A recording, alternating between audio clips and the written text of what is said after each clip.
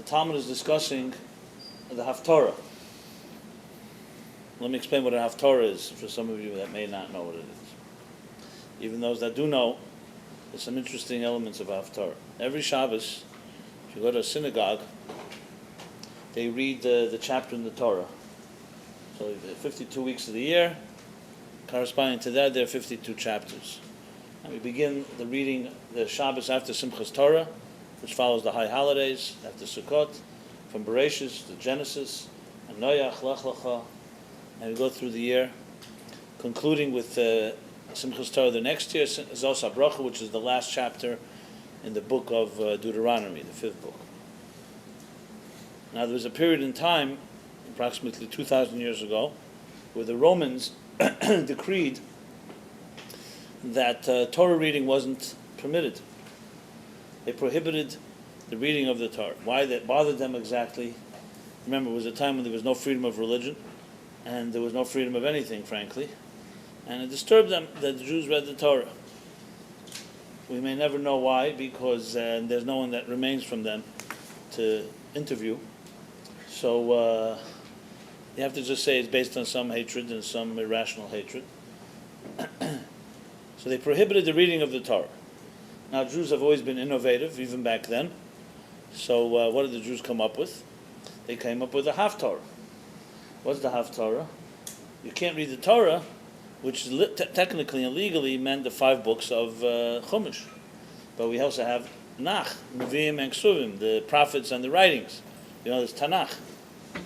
So every Shabbos, instead of reading the Torah chapter that week, they found a similar theme to the Torah chapter in the Tanakh, in the Nach, and that was what they read every week. How long this decree lasted, I'm not sure, but it lasted for a while. And so legally and technically they were allowed to do it. They weren't reading Torah, so to speak, even though it was still Torah, but from the Roman perspective, who knew very little about Torah, they had no clue.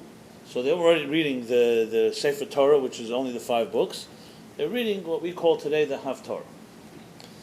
Now, anything that you add in light, even when it comes out of darkness, always remains with us. So even when the decree was abolished, and you can go back to the reading of the Torah, the Jews remained and kept the custom of reading the Haftorah, which demonstrates that there is never a liability that remains a liability. Every liability has to be transformed into an asset. So today we have Haftorahs in honor of the Roman decree 2,000 years ago.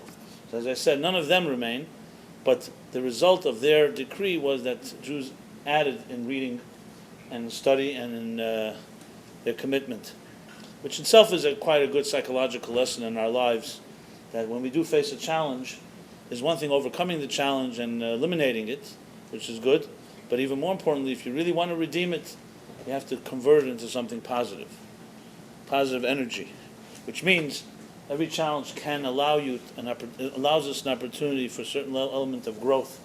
I'm not justifying challenges. We should never have decrees or darkness in our lives, but when we do, the ultimate Jewish approach, the Torah approach, the divine approach is that everything is redeemable. And redeemable means that you turn it into something more powerful than you would have had you not had the challenge. You come out with a profit, basically. Not just no loss. Not just damage control. That's the lesson. So that is the history of the Haftorah. So today when you go to a synagogue, every Shabbos, you'll see the Torah is read, 7 sections of the chapter, all the aliyahs, and then there's a final 8th reading, always at the end, called the Haftorah. All because of that Roman decree. So we can thank the Romans for that.